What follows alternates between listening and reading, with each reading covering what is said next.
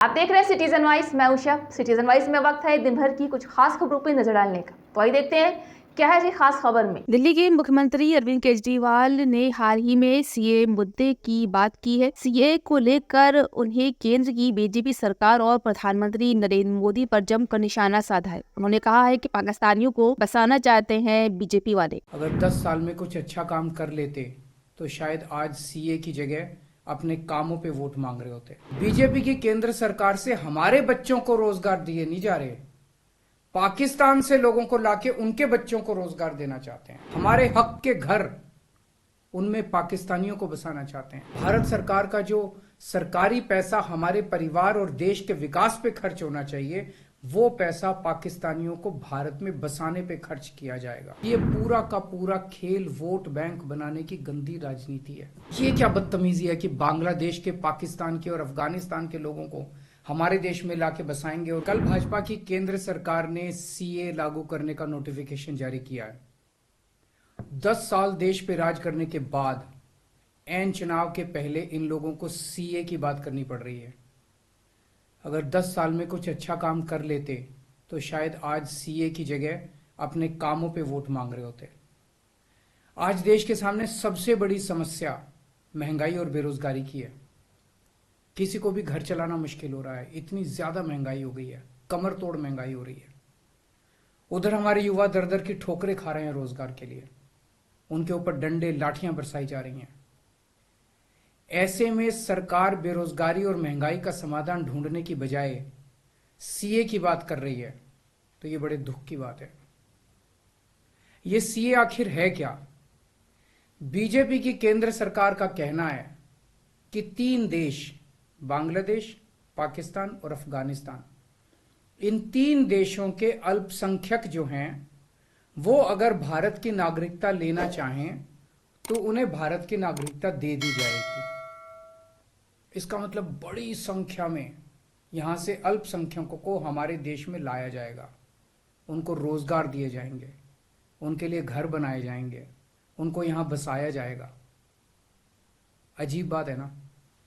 BJP की केंद्र सरकार से हमारे बच्चों को रोजगार दिए नहीं जा रहे, पाकिस्तान से लोगों को लाके उनके बच्चों को रोजगार देना चाहते हैं।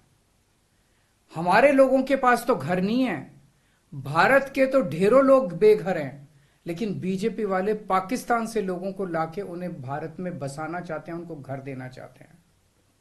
हमारे रोजगार उनके बच्चों को देना चाहते हैं।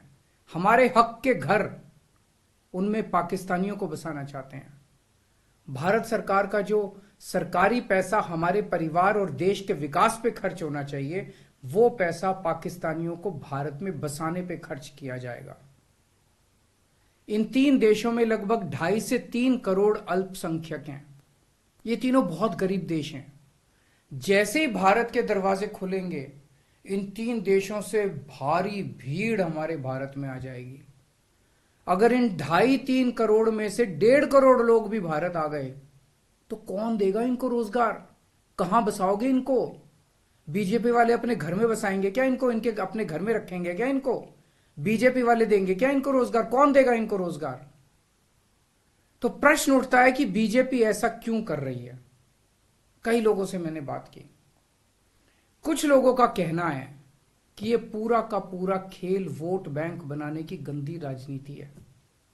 इन तीनों देशों से 1.5-2 करोड़ लोगों को अगर भारत ले आया गया और उनको चुन चुन के इस तरह से देश के अलग अलग भागों में बसाया गया, जिससे जहां जहां बीजेपी के वोट कम है वहां झुग्गियां डाल के अगर इन लोगों को वहां बसाया गया तो वहां बीजेपी का एक पक्का वोट बैंक तैयार हो जाएगा, बीजेपी के वोट बढ़ जाएंगे।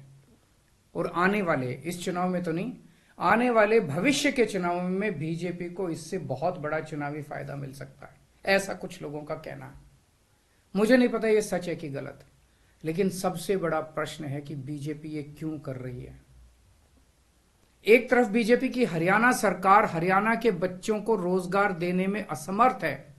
रोजगार के लिए हरियाणा सरकार अपने बच्चों को इजराइल भेज रही है। इजराइल में हम सब जानते हैं कि युद्ध चल रहा है, हमारे बच्चों को युद्ध में धकेला जा रहा है। अपने बच्चों को तो रोजगार है नहीं और पाकिस्तानियों को भारत लाके उनके बच्चों को रोजगार देना चाहते हो। मेरी तो ये बात बिल्कुल समझ से परे है।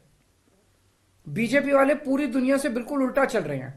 पूरी दुनिया में कोई भी देश अपने पड़ोसी देशों के गरीबों को अपने घर नहीं लाना चाहता। पड़ोसी देशों के लोगों को अपने देश में आने से रोकने के लिए पूरी दुनिया में हर देश तरह तरह के कानून बनाता है, बॉर्डर पे दीवारें लगाता है, बॉर्डर पे बिजली की तारें लगाई जाती हैं ताकि पड़ोसी देश का कोई भी व्यक्ति हमारे देश के अंदर ना आ सके। बीजेपी शायद अकेली पार्टी है पूरी दुनिया की जो पड़ोसी देश के गरीब लोगों को अपने देश में घुसाने के लिए दरवाजे खोल रही है, बिल्कुल उल्टा कर रही है। एक और बात है सोचने की, पिछले 10 सालों में 11 लाख से ज्यादा भारत के बड़े बड़े अमीर उद्योगपति और व्यापारी भारत छोड़ के चले गए। ये लोग भारत में फैक्ट्री चलाया करते थे, इंडस्ट्री चलाया करते थे, बड़े बड़े व्यापार किया करते थे, लाखों लोगों को नौकरी देते थे, रोजगार देते थे। ये बीजेपी की गलत नीतियों और उनके अत्याचार से तंग आके भारत छोड़ के चले गए। अगर बीजेपी को लाना ही है तो इन लोगों को वापस भारत लेके आओ ना, जो भारत छोड़ के चले गए। ये भारत आएंगे, इनके पास पैसा है, भारत में इन्वेस्ट करेंगे, नई नई फैक्ट्रियां खोलेंगे, नए नए व्यापार खोलेंगे, अपने बच्चों को रोजगार मिलेगा। ये क्या बदतमीजी है कि बांग्लादेश के, पाकिस्तान के और अफगानिस्तान के लोगों को हमारे देश में लाके बसाएंगे और उनको हमारे बच्चों के हक के रोजगार उनको देंगे। ये लोग कह रहे हैं कि 2014 के पहले आए हुए घुसपैठियों को इन नागरिकता दी जाएगी। ऐसा नहीं है, ये तो शुरुआत है। एक बार ये सिलसिला चालू हो गया, एक बार दरवाजे खुल गए तो फिर बहुत बड़ी संख्या में पाकिस्तानी और बांग्लादेश से लोग भारत में आने लगेंगे। आज बीजेपी कह रही है 2014 के पहले आए हुए लोगों को ही नागरिकता दी जाएगी। देख लेना, अगले चुनाव में ये बीजेपी वाले इस तारीख को बढ़ा के 2024 कर देंगे कि 2024 के आए हुए पहले वाले लोगों को दी जाएगी और फिर इसे और आगे बढ़ा देंगे। मोटी मोटी बात यह है कि पाकिस्तानियों और बांग्लादेशियों के लिए भारी संख्या में भारत आने के लिए बीजेपी सरकार ने दरवाजे खोल दिए। ये देश के लिए बेहद खतरनाक है और इसका सबसे ज्यादा खामियाजा उत्तर पूर्व नॉर्थ ईस्टर्न स्टेट्स भुगत रहे हैं, खासकर आसाम। आसाम के लोगों की भाषा और संस्कृति खतरे में पड़ चुकी है क्योंकि वहां पे बांग्लादेश से इतनी बड़ी संख्या के ऊपर इलीगल माइग्रेशन हुआ है। अब बीजेपी कह रही है कि इलीगल माइग्रेंट जो आए हैं उनको हम नागरिकता देंगे, उनको हम बसाएंगे, आसाम में बसाएंगे। आसाम के लोग बहुत नाराज हैं। एक तरह से देखा जाए तो हेमंत बिश्व शर्मा जो बीजेपी के मुख्यमंत्री हैं, उन्होंने धोखा दिया अपने लोगों को। अपने असम के लोगों की खातिर उन्हें सीए का विरोध करना चाहिए था। उन्हें कहना चाहिए था कि असम के लोगों की संस्कृति और भाषा दोनों खतरे में है, ये बिल्कुल बर्दाश्त नहीं किया जाएगा। तो दोस्तों, पूरे देश की मांग है कि सीए को वापस लिया जाए। हम किसी हालत में अपने बच्चों की नौकरियां, अपने बच्चों के रोजगार दूसरे देश के लोगों को किसी हालत में नहीं देंगे। तो ये थी आज की खास खबर। ताज़ा खबरों की अपडेट के लिए जुड़े रहिए हमारे साथ सिटीजन वॉइस पर। हमारे चैनल को लाइक, शेयर और सब्सक्राइब करना ना भूलें।